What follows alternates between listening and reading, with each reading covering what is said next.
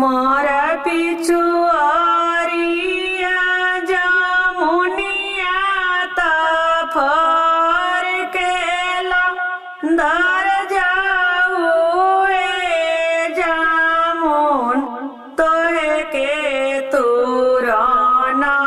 पिया आई है देखा भरा नजरी देखा भरा नजर हमारो काला का जामुन मान गईली फर केला दर गईली पियावा मेजी दिहले अपना नो करवाय अपने नाही आवेले हे पियावा भेजी दिहले अपना नो करवाय अपने नाही आवेले अरे अरे गैया के बछवा त खोटवा तोरी के भागना बछवा तोहे के बांधना पिया आई है देख भरा नजरी देख भरा नजर हमारो कहला का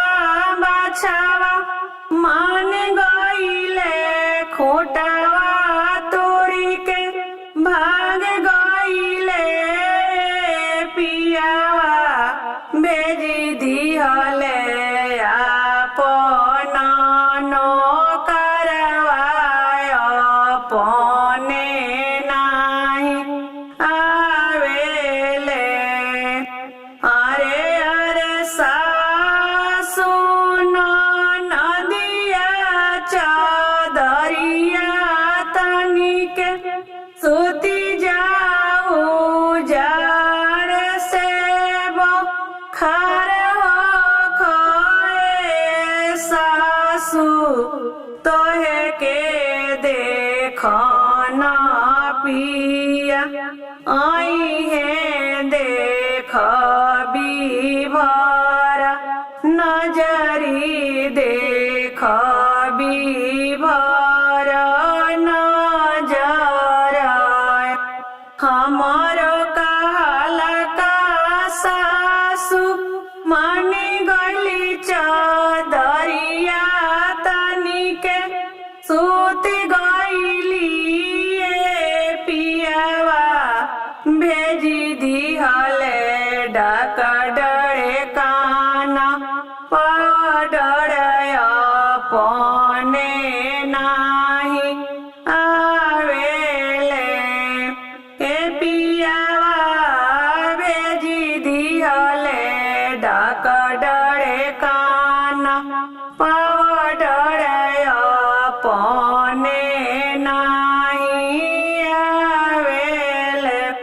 हमारा पिछु आरिया जा मुनिया ता फर केला